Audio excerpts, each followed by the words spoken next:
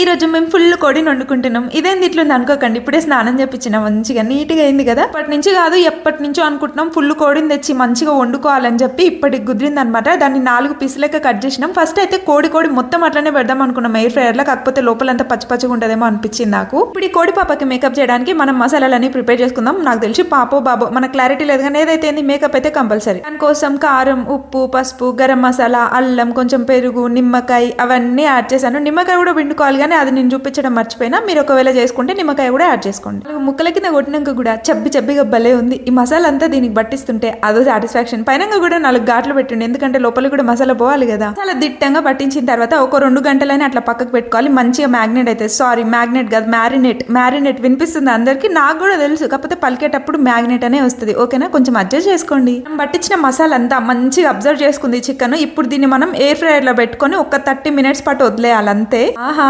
చూస్తుంటేనే టెంప్టింగ్ ఉంది, మీకు కూడా తినాలనిపిస్తుంది కదా. రోజు నరేష్ కి వీక్ ఆఫ్ కాబట్టి ప్లాన్ చేసుకున్నాం అనమాట. ముందే కూల్ డ్రింక్ తెచ్చుకున్నాం, మంచిగా ఒక మూవీ పెట్టుకొని అట్లా చిల్ అవ్వాలనుకున్నాం. అందుకే ఈ ప్రిపరేషన్ అంతా. వీడియో లాస్ట్ వరకు చూసి అట్లా పోయే బదులు ఒక లైక్ చేయొచ్చు కదా, నాకు కూడా కొంచెం సాటిస్ఫాక్షన్ ఉంటుంది.